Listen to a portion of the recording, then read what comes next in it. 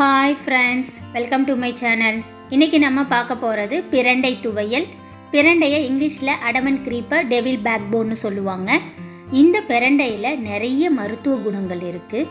இதை துவையலாகவோ சட்னியாகவோ இல்லை பொடியாகவோ சேர்ந்து சாப்பாட்டில் சேர்த்துக்கும் போது நமக்கு நிறைய நன்மைகள் கிடைக்கும். மூட்டு வலி, முழங்கால் வலி, வாயு பிடிப்பு, வாயு தொல்லைக்கு இது நல்ல தீர்வாக இருக்கும். செரிமான கோளாறை சரி செய்யும், இரத்த அழுத்தத்தை குறைக்கும், பெண்களுக்கு மெனோபாஸ் டைமில் ஏற்படக்கூடிய பெயினையும் இது சரி செய்யும். பிரண்டை எல்லா இடங்கள்லையும் நம்ம ஊரில் விளையுது. இதை நம்ம கடைகள்லேயும் வாங்கலாம். இப்போது கடைகள்லேயும் கிடைக்கிது. கடைகளில் வாங்கும்போது கொஞ்சம் இளம் பிரண்டையாக, பிஞ்சு பிரண்டையாக பார்த்து வாங்கிக்கோங்க. முத்தின பிரண்டையில் அரிப்புத்தன்மை அதிகம் இருக்கும். அதனால் இப்போ நான் ஒரு கட்டு பிரண்டை வாங்கி எடுத்திருக்கேன். இதை நல்லா வாஷ் பண்ணிக்கிறேன். வாஷ் பண்ணிவிட்டு அதுக்கப்புறம் கட் பண்ணுங்க. கட் பண்ணுறதுக்கு முன்னாடி கையில் கொஞ்சம் எண்ணெய் அப்ளை பண்ணிக்கோங்க.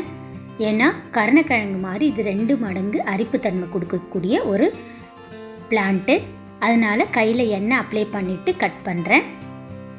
கட் பண்ணும்போது நம்ம கணு போர்ஷனை கட் பண்ணி தூக்கி போட்டுட்டு மேலேருந்து தோல் உரிச்சி எடுங்க. நம்ம அவரைக்காய், பீன்ஸ்லலாம் நார் உரிச்சி எடுப்போம் இல்லையா, அந்த மாதிரி நார் மாதிரி பிஞ்சு வரும். அதை பிச்சு உரிச்சி எடுத்துக்கலாம்.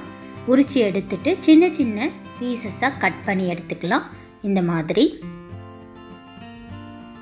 பொறுமையாக இந்த மாதிரி எல்லாத்தையும் தோல் உரிச்சி கட் பண்ணி எடுத்துக்கிறேன். இப்போ இந்த மாதிரி கட் பண்ணி எடுத்த பிரண்டை 1 கப் அளவுக்கு எனக்கு வந்துச்சு. ஒரு கட்டு பிரண்டையை நல்லா தோல் உரிச்சி கட் பண்ணி எடுத்து வச்சுருக்கேன்.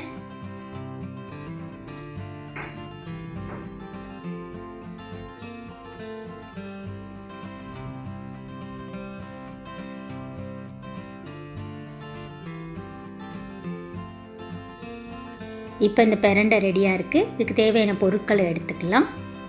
இதுக்காக நான் 1 கட்டி பூண்டு, ஒரு 4 இஞ்சி பீஸு, 6 சின்ன வெங்காயம், கொஞ்சமாக புளி, ஒரு 5-6 வரமிளகாய், 1 டீஸ்பூன் உளுத்தம்பருப்பு, 1 டீஸ்பூன் கடலைப்பருப்பு, 1 டீஸ்பூன் கொத்தமல்லி, அப்புறம் நம்ம கட் பண்ணி வச்சுருந்த பிரண்டை இதெல்லாம் எடுத்துக்கலாம்.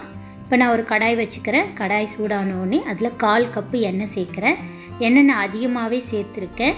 ஏன்னா இந்த எண்ணெயை பின்னாடி நம்ம யூஸ் பண்ண போகிறோம். இதோட பெனிஃபிட் நான் சொல்கிறேன். இப்போ நம்ம எண்ணெய் சூடானதும் 1 கப்பு பிரண்டை நம்ம தோல் உரிச்சி கட் பண்ணி வச்சுருந்த பிரண்டை இதில் சேர்த்துக்கிறேன். சேர்த்துட்டு எண்ணெயில் நல்லா வதக்குங்க. அதோட கலர் மாறி நல்லா சுருண்டு வரணும். அந்த அளவுக்கு நல்லா வதக்கிக்கோங்க. நான் இந்த இதில் போட்டிருக்க எண்ணெய் நல்லெண்ணெய் தான் சேர்த்துருக்கேன். நல்லெண்ணெய் தான் உடம்புக்கு நல்லது. 2வது இதோட அரிப்புத்தன்மையை போக்குற அளவுக்கு அதில் நல்ல இன்க்ரீடியன்ட்ஸ் இருக்குது. அதனால நல்லெண்ணெய் சேர்த்துருக்கேன். நல்லெண்ணெய் சேர்த்து நல்லா வதக்கிக்கோங்க சுருளை. இப்போ நல்லா வதங்கிடுச்சு, கலரும் மாறிடுச்சு பாருங்கள். இப்போ இந்த பிரண்டையை ஒரு பிளேட்டுக்கு மாற்றி வச்சுக்கலாம். இப்போ நம்ம நிறையாவே எண்ணெய் சேர்த்துருந்தோம் இல்லையா, இப்போ இந்த எண்ணெயோட பாதி போர்ஷனை நான் இருத்தி எடுத்து வச்சுக்கிறேன். இப்போ இந்த எண்ணெயோட யூசஸ் என்னன்னு பார்க்கலாம். நம்ம ஆர்த்தரைட்டிஸ் ப்ராப்ளம் இருக்கிறவங்க, மூட்டு வலி, முதுகு வலி ப்ராப்ளம் இருக்கிறவங்க இந்த எண்ணெயை நைட்டில் தடவிக்கிட்டு படுத்து தூங்கி எழுந்திரிச்சிங்கன்னா காலையில் வலி இருந்த இடமே தெரியாது. அந்த அளவுக்கு சூப்பராக எஃபெக்டிவான ஒரு ஆயில் இது. இதை நீங்கள் ட்ரை பண்ணி பாருங்கள். அடுத்தது இப்போ அதே கடாயிலே கொஞ்சம் எண்ணெய் பேலன்ஸ் இருந்தது இல்லையா, அதை அடுப்பில் வச்சுக்கிறேன். அதில் வரமிளகாய் 5லேருந்து 7 நம்பர் வரைக்கும் உங்கள் காரத்துக்கு தகுந்த மாதிரி சேர்த்துக்கோங்க. வறுத்த வரமிளகாயை மாற்றி வச்சிடுறேன். இதில் இப்போ 1 டீஸ்பூன் கடலைப்பருப்பு, 1 டீஸ்பூன் உளுந்தும் சேர்த்து வறுத்துக்கலாம். கூடவே 1 டீஸ்பூன் கொத்தமல்லியும், அப்புறம் நம்ம எடுத்து வச்சுருந்த பூண்டு, இஞ்சி, வெங்காயம் அதையும் சேர்த்து வதக்கிக்கிறேன். வெங்காயம் ஆப்ஷனல் தான். வெங்காயம் வேணும்னு நினச்சிங்கன்னா சேர்த்துக்கோங்க. பட் புளி கம்பல்சரி. ஒரு நெல்லிக்காய் சைஸ் புளி எடுத்துக்கோங்க. ஒரு பெரிய பவுல் நிறைய நான் பிரண்டை எடுத்துருந்தேன். அதுக்கு ஒரு நெல்லிக்காய் சைஸ் புளி கரெக்டாக இருக்கும். இப்போ இந்த வதக்குனதை ஆற வச்சுட்டு ஒரு மிக்ஸி ஜாரில் சேர்த்துக்கலாம்.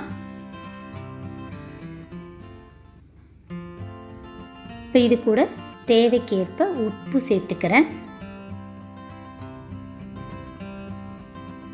உப்பு சேர்த்துட்டு நம்ம வதக்கி வச்சிருந்த பிரண்டையும் இது கூடவே சேர்த்துக்கிறேன்.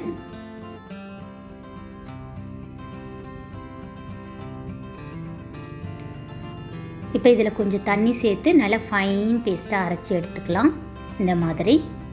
இப்போ இதை நம்ம தாளிச்சிட்டு வதக்கிக்கலாம். இப்போ அதே கடாய் வச்சுக்கிறேன். கடாயில் கொஞ்சம் நல்லெண்ணெய் சேர்க்குறேன். கூடவே 1 டீஸ்பூன் கடுகு நல்லா பொரியட்டும். கடுகு பொரிஞ்சதும் 1 டீஸ்பூன் உளுத்தம்பருப்பு சேர்க்குறேன். கூடவே கொஞ்சமாக கருவேப்பிலையும் சேர்க்குறேன். இப்போ நம்ம அரைச்ச பேஸ்ட்டை இதில் சேர்த்துக்கலாம். சேர்த்துட்டு எண்ணெயில் நல்லா வதக்குங்க. ஒரு 5 நிமிஷத்துக்கு மீடியம் ஃப்ளேமில் வச்சு நல்லா வதக்கி எடுத்துக்கலாம். அரைச்ச பேஸ்ட்டை இந்த மாதிரி ஒருக்கா வதக்கும் போது தான் அரிப்புத்தன்மை எல்லாம் சரியாகி டேஸ்ட்டும் நல்லாயிருக்கும். கம்பல்சரி இந்த மாதிரி லாஸ்ட்டாக வதக்குங்க. உங்களுக்கு கடுகு உளுத்தம்பருப்பு தாளிக்கு விருப்பம் இல்லைன்னா ஜஸ்ட் எண்ணெய் மட்டும் ஊற்றிட்டு நம்ம அரைச்ச பேஸ்ட்டை சேர்த்து வதக்கிக்கலாம். சேர்த்துட்டு இதை 5 நிமிஷம் நல்லா வதக்கி எடுத்திங்கன்னா சூப்பரான பிரண்டை துவையல் ரெடி.